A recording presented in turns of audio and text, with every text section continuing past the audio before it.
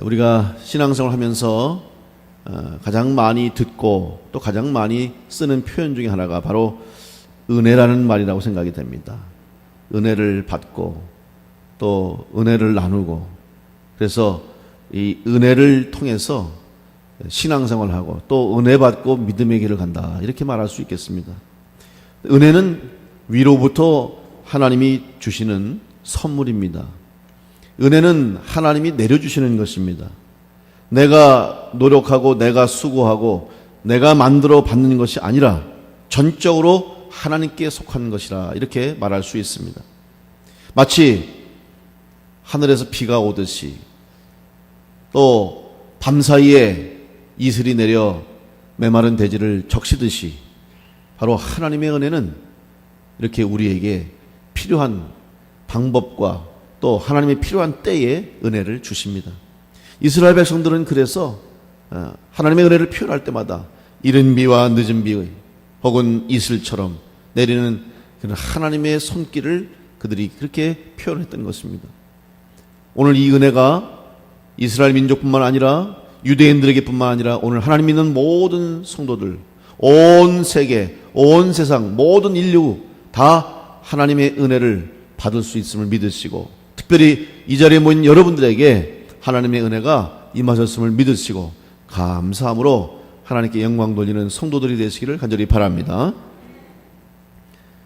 우리는 은혜를 다 받고 또 살고 있습니다. 그리고 또 은혜가 필요합니다. 그래서 더 하나님이 주시는 은혜를, 새 은혜를 받고 살아야 하는데, 그 은혜를 받는 것이 또 그렇게 간단하지는 않습니다. 하나님이 주시는데 하나님은 아무에게나 은혜를 주시지 않습니다. 그럼 오늘 우리가 이 은혜를 받고 하나님의 은혜를 통해서 세상을 이기는 자가 되고 그 은혜로 믿음으로 승리해야 되는데, 어떻게 하면 하나님이 주시는 은혜를 받을 것인가? 오늘 히브리서 12장의 말씀을 통해서 함께 생각해 보려고 합니다. 은혜 받는 방법은 아마 여러분 각각의 삶, 신앙생활, 영적 생활을 통해서 여러분들이 체험하시고 또 여러분 스스로 깨달아 안 그런 방법들이 있을 것입니다. 하나님이 이럴 때 은혜를 주시는구나, 또 이런 상황 속에서 은혜를 주시는구나, 우리는 고백합니다.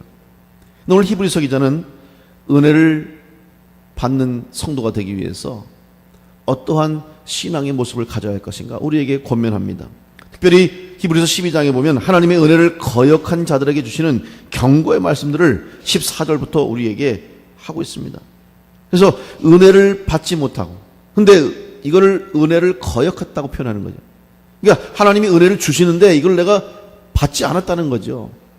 하나님이 주시지 않은 것이 아니라 결국 은혜 받는 자의 문제가 있었다는 것을 우리에게 알려주고 있습니다. 그럼 어떻게 하나님의 은혜를 거역하지 않고 하나님의 은혜를 내 은혜로 받을 수 있는가? 첫째로 히브리서 기자는 이렇게 권면합니다. 하나님의 은혜를 받는 자가 되기 위해서는 흔들리지 말아야 한다고 말씀하고 있습니다. 여러분, 흔들린다는 표현을 언제 씁니까? 흔들린다는 표현은 긍정적인 의미로 표현될 때도 있죠. 그래서 우리의 감성을 표현할 때 시인들이 바람에 흔들리는 나뭇잎을 보면서, 꽃잎을 보면서 우리의 마음, 사랑의 마음 혹은 내 마음의 변화를 이야기할 때 흔들린다라고 표현을 합니다. 그런데 조금 부정적인 의미로서는 불안한 겁니다. 흔들린다고 하는 것은 문제가 있는 것을 의미하는 것이죠. 마치 무언가 이제 흔들려서는 안 될 것이 흔들릴 때 우리는 불안할 수밖에 없고 위험을 감지하게 되는 것입니다. 또 우리 성도들은 흔들릴 수 있다는 것이죠. 왜냐하면 우리 믿음의 길을 가는 성도들을 흔드는 역사가 있다는 거예요. 마귀와 사단은 우리 성도들을 흔들고 있습니다. 어떻게 하면 이 믿음을 지키지 못하게 하고, 우리 어떻게 하면 성도들로 하여금 시험 들고 유혹에 빠져서 쓰러지게 할까? 그래서 우리 성도들을 흔드는 것입니다. 이런 흔들림이 있다 할지라도 그런 흔들림에도 두려워하지 않고 흔들림이 없이 굳건하게 서서 믿음의 길을 지켜나갈 때 우리가 하나님께서 쓰시고자 하는 대로 쓰임받고 또 이 땅에서 하나님이 우리에게 주신 사명을 온전히 감당하는 그런 복된 성도의 삶을 살게 될 줄로 믿습니다. 여러분, 흔들리면 안 되는 거예요. 흔들릴 것도 있지만 흔들려서는 안 될 것도 있다는 거죠. 사실 우리의 마음은 너무 강팍하면 안 되잖아요. 마음이 부드러워야 되는 것처럼 사실 우리의 마음은 이렇게 열려져 있어야 되는 거예요. 그러나 신앙생활, 또 우리의 신앙생활에서는 절대로 흔들려서는 안 될 것이 있다. 그거를 잘 지키고 구별하는 것이 지혜가 있는 것입니다. 기초가 흔들리면 모든 것이 무너질 수밖에 없어요. 기초가 부실하면 조금만 흔들려도 건물이 무너지는 거예요. 지진이 날 때 이 내진에 의해서 설계를 잘한 건물은 흔들리지만 무너지진 않습니다. 그러나 견고하지 못하고 예비되지 못한 건물들은 지진이 땅을 흔들어 버리면 다 무너져 버리고 마는 것처럼, 오늘 우리의 신앙생활, 우리의 영적 생활도 흔들림에 무너지지 않도록 굳건하게 견고한 믿음의 기초를 쌓아야 될 줄로 믿습니다. 여러분 다 믿음으로 굳건한 성도가 되어서 흔들림이 없이 마귀와 사단의 유혹에도 불구하고 시험에도 불구하고 이겨내심으로 담대함으로 승리하는 믿음의 성도들이 되시기를 간절히 축원합니다. 두 번째, 은혜를 받는 성도가 되기 위해서는 은혜 받을 준비를 해야 하는 것입니다. 하나님께서는 은혜 받을 준비가 된 성도에게 은혜를 주십니다. 왜냐하면 준비되어 있지 않은 사람에게 은혜를 주시면 그것이 은혜인지도 알지 못하고 설령 은혜라고 해도 쏟아버릴 수가 있기 때문에 아무에게나 은혜를 주시지 않습니다. 은혜 받고 그 은혜에 합당한 삶을 살 수 있는 믿음이 있는 성도에게, 또 하나님의 주신 은혜를 깨닫고 감사함으로 그 은혜에 합당한 삶을 살 수 있는 사람에게 은혜가 주어지게 됩니다. 열왕기하 4장에 보면 엘리사가 자기의 생도 중에 한 사람이 갑자기 세상을 떠나게 됐습니다. 그런데 그 생도에게 남겨진 부인과 아들이 있는데 그 가정에 어려움이 있는 거예요. 이 생도가 빚을 지고 세상을 떠나는 거예요. 자기 부인과 아들들을 위해서 유산을 남겨놓고 또 큰 재물을 남겨놓고 떠났으면 문제가 없었을 텐데 빚을 남겨놓고 떠난 거예요.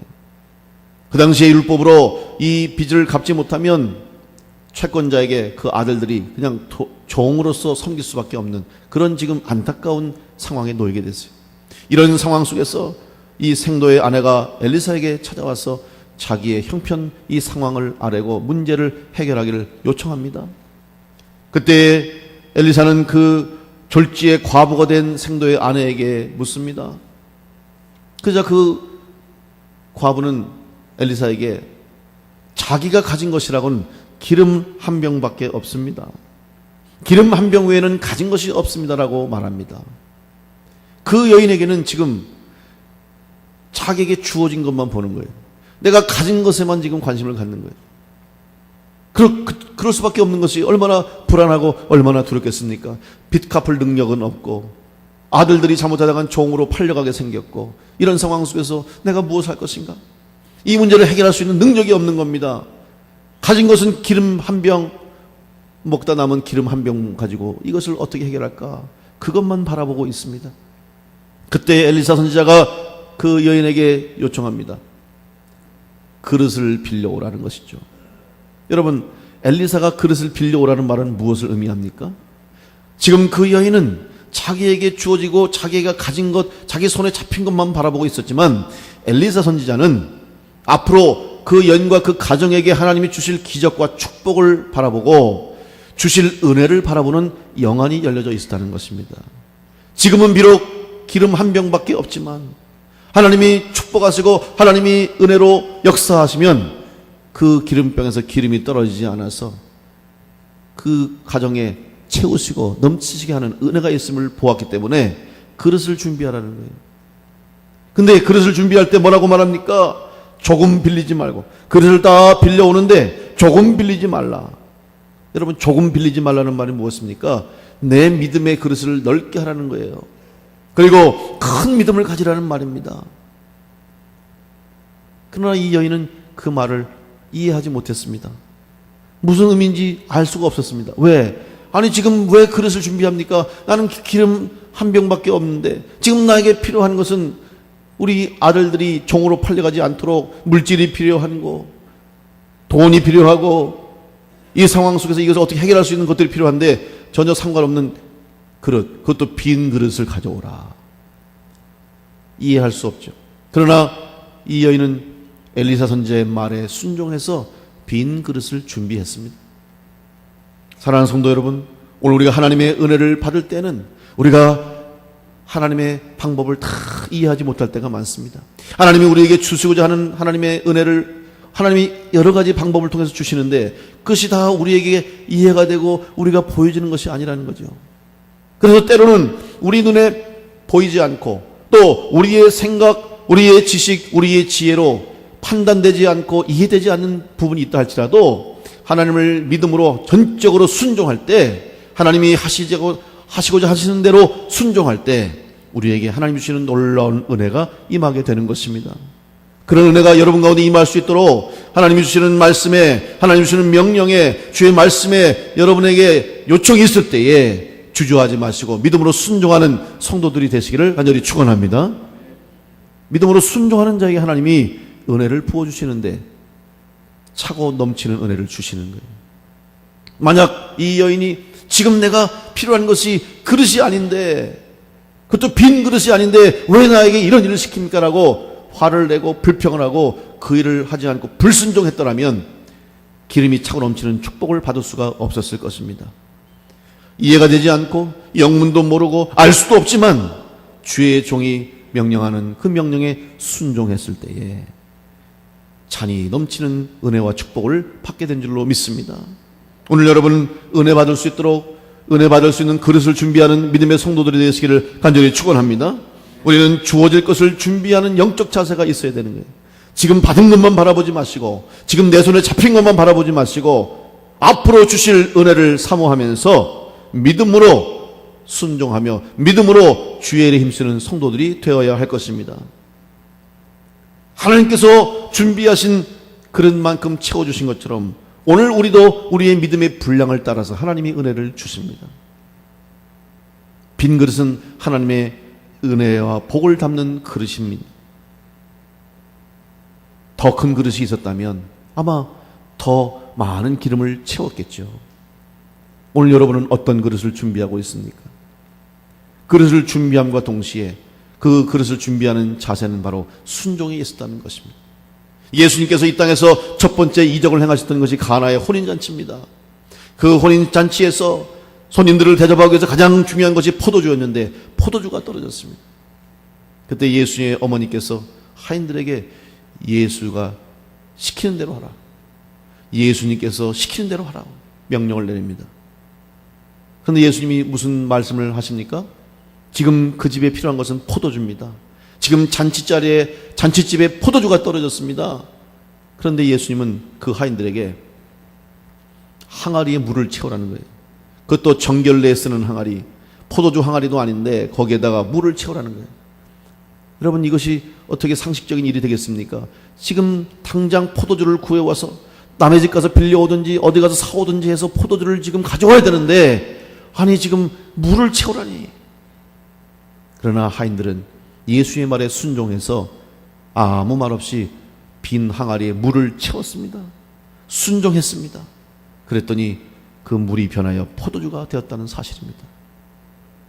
여러분 하나님께서 여러분을 통해서 일하시고자 하는 일이 있고 여러분을 통해서 하나님이 쓰시고자 하는 일이 있는데 때로는 우리가 순종하지 못해서 불순종해서 은혜 받지 못하고 쓰임 받지 못할 때가 많다는 것을 우리는 다시 한번 깨달아야 합니다. 근데 그 이유가 뭔지 아십니까? 내 생각에는 아니라는 겁니다. 내 판단으로는 아니라는 거죠. 우리의 상식으로는 그것이 할 수 없다는 것입니다. 우리가 생각하고 우리가 회의하고 우리가 의견을 모아서 생각할 때는 그건 불가능한 일이라는 것이죠. 그때는 아무런 일도 일어나지 않습니다. 그때 하나님의 은혜가 임하지 않습니다.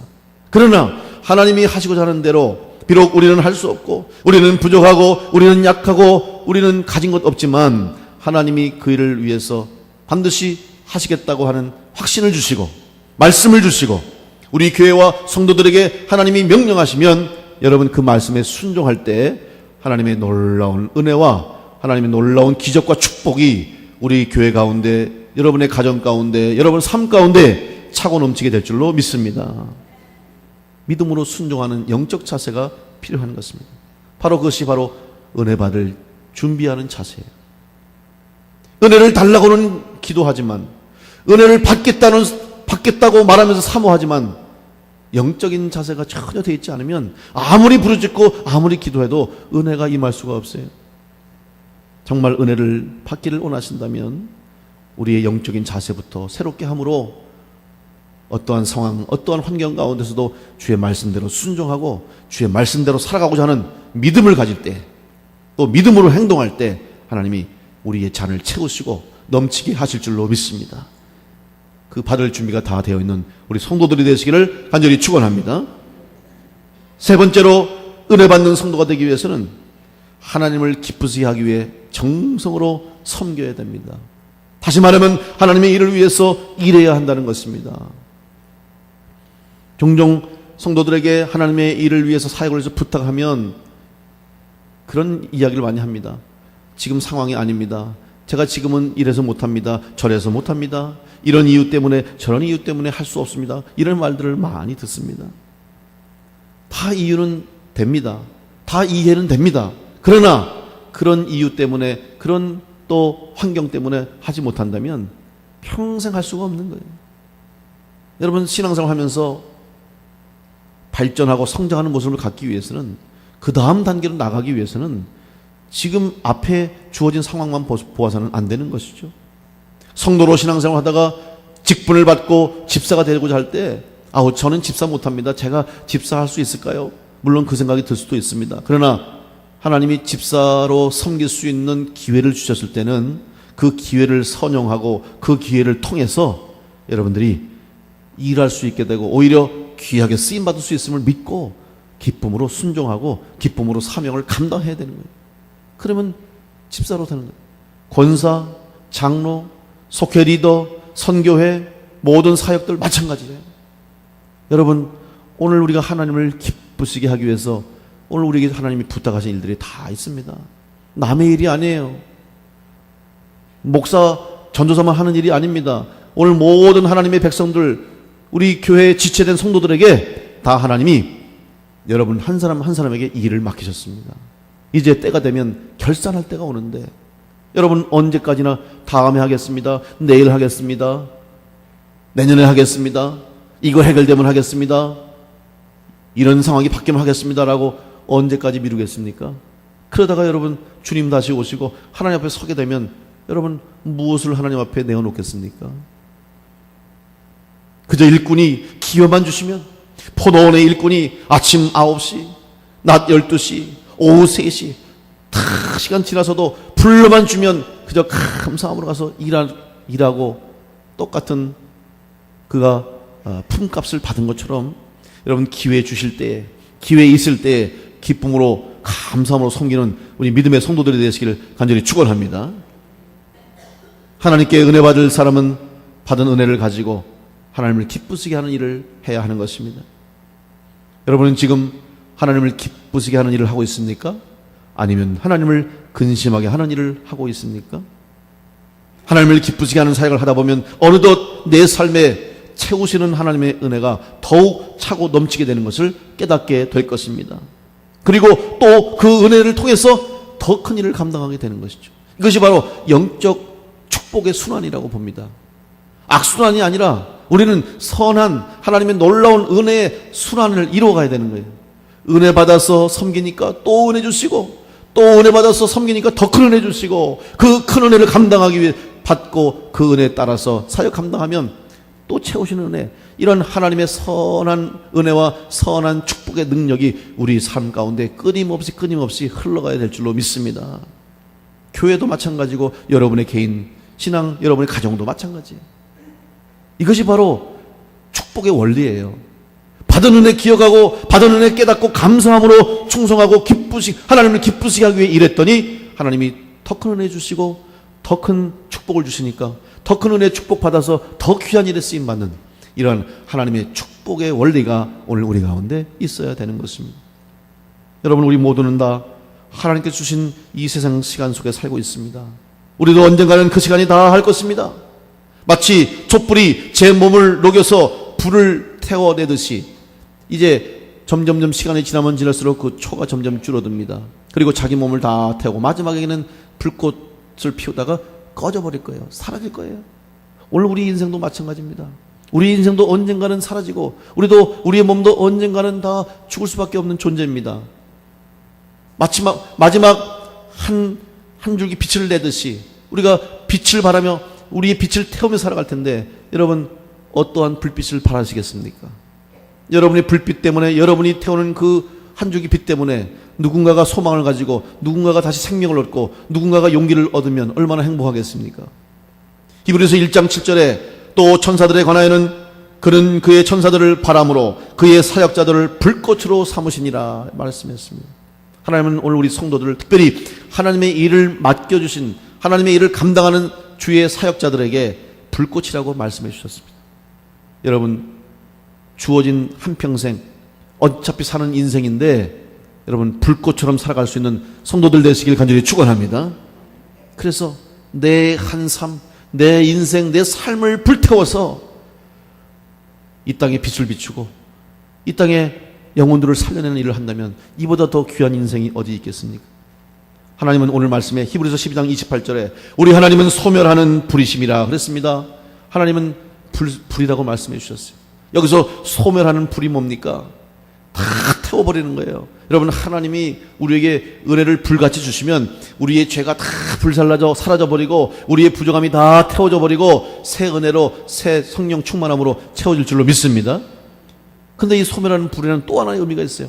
영어 성경에 보면 이 소멸하는 불을 consuming fire라고 하는데, 여러분 consuming이 뭐예요? 소비된다는 뜻도 있지만 또 하나의 의미가 있는데, 그것은 엄청나게 강렬한 혹은 온 마음을 사로잡는다는 뜻이 있는 거예요.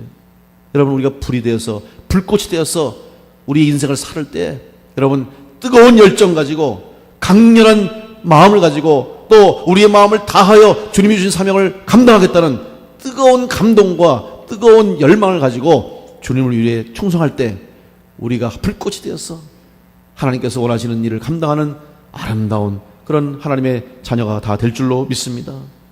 누가복음 12장 49절 내가 불을 땅에 던지러 왔노니 이 불이 이미 붙었으면 내가 무엇을 원하리요? 주님께서 땅에 불을 던지러 오셨다고 말씀했습니다. 여러분, 그 불이 바로 오늘 우리가 되어야 됩니다. 오늘 우리 모든 성도들이, 우리 교회가 이 어두운 땅에 던져지는 불이 되어서 이 세상을 환하게 비추는 그런 빛이 되어서 하나님이 세상을 구원하시고 영혼들을 구원하시는 일에 쓰임받는 교회와 성도가 되어야 할 줄로 믿습니다. 그 일을 감당할 수 있도록 여러분 은혜를 사모하는 성도들이 되시기를 간절히 축원합니다. 은혜를 사모하는 성도가 되어서 흔들림이 없이 견고한 믿음 위에 살아가심으로 날마다 새 힘을 받고 또한 은혜 받을 수 있는 큰 믿음의 그릇, 다가올 주실 축복을 바라볼 수 있는 큰 믿음의 그릇이 준비되어 있어서 주시는 은혜를 받아서 사명을 감당하는, 그래서 영적으로 성장하며 성숙하여서 존귀하게 쓰임받는 성도들 되시기를 간절히 축원합니다. 마지막으로 하나님을 기쁘시게 하는 성도가 돼서 여러분 우리의 인생 다 바치고 우리의 사명, 우리의 삶을 불꽃처럼 마지막까지 다 태우고 하나님 앞에 섰을 때 하나님이 잘했다고 안아주시면서 수고했다 안아주시고 칭찬하시고 예비된 하나님 나라에 들어가는 큰 축복을 받는 우리 모든 성도들이 되시기를 간절히 축원합니다. 은혜 받기에 더 열심을 내시고 더 큰 은혜 받으심으로 귀하게 쓰임받는 우리 모든 성도와 우리 충주남부 교회가 되시기를 주님의 이름으로 축원합니다.